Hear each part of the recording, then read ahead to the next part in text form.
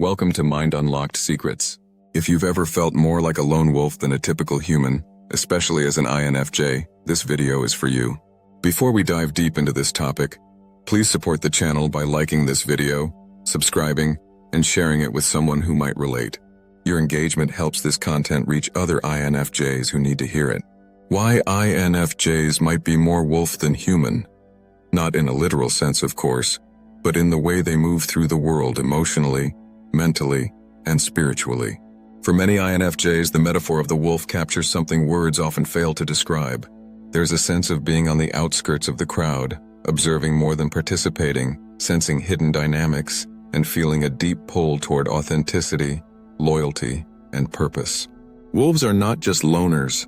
They are complex, intuitive, protective, and highly attuned to the energy around them. INFJs, similarly, navigate life with a heightened sensitivity, a strong inner compass, and an instinctive drive to protect what they love, even if it means walking alone for long stretches of the journey.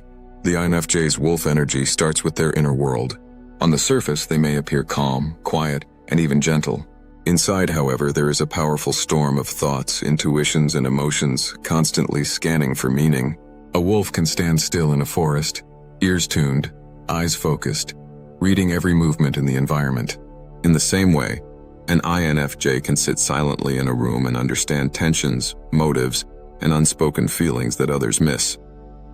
This ability to read the air often makes them feel more like an intuitive creature than a typical human caught up in small talk and surface-level interaction. Wolves are known for their strong sense of territory and boundaries, and INFJs share this trait on an emotional level. An INFJ might seem kind and accommodating, but internally they are very clear about what feels right and what crosses the line. They often tolerate a lot until they don't. When a boundary is repeatedly violated, the wolf side can surface as decisive distance, sudden withdrawal, or a sharp clarity that surprises people who thought the INFJ would endlessly absorb everything. This is not cruelty, it is self-preservation, the same instinct a wolf uses to keep its den safe from threats. Another reason INFJs feel wolf-like is their relationship with solitude. The stereotypical lone wolf image captures something real in their experience. INFJs need alone time not just to rest but to exist authentically. In solitude, they can drop the social masks, stop adjusting to everyone's emotional temperature, and finally hear their own inner voice again. Like a wolf that leaves the pack for long, purposeful wanderings, an INFJ often steps away from social groups to reconnect with their mission, values, and sense of truth. This doesn't mean they don't need people. It means they need the right people, those who respect their solitude and depth. Yet wolves are not always alone. They form packs with powerful loyalty and complex social hierarchies. Here too, INFJs resonate strongly. When they finally find their people, a close friend, a partner, a small circle that truly understands them, their loyalty is fierce. They will protect, support, and stand by these chosen few with a level of devotion that can feel almost primal. Just as wolves are selective about who enters their pack, INFJs are selective about who they let close. Once you are in, you're not just a casual acquaintance. You're part of their inner world, and they will fight for you. INFJs also share with wolves a deeply intuitive and almost spiritual connection to the unseen. Wolves rely on instinct, hearing what others don't hear, sensing storms before they come. INFJs live in that intuitive space internally. They often know things without fully knowing how they know them. They notice subtle shifts in tone, micro-expressions, and patterns in behavior.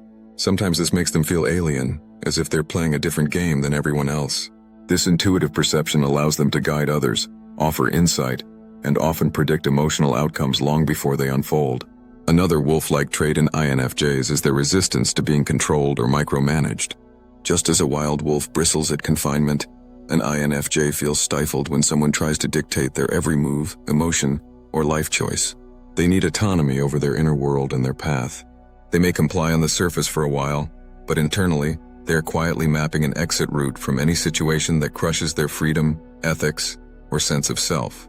This drive to protect their independence is part of what makes them hard to truly own or control, even in relationships or rigid workplaces. There is also a mysterious quality to both wolves and INFJs. Wolves can be nearby yet unseen, watching silently from the shadows. INFJs often describe feeling invisible or misunderstood even when surrounded by people. They might adapt their outer behavior to fit the situation while keeping their true core hidden. This is not necessarily deception, it's a survival strategy. They show parts of themselves selectively, reading carefully whether the environment is safe. To those who only know their public persona, the INFJ can seem gentle, agreeable, or even ordinary. To those who have seen behind the mask, the depth and intensity can feel almost otherworldly.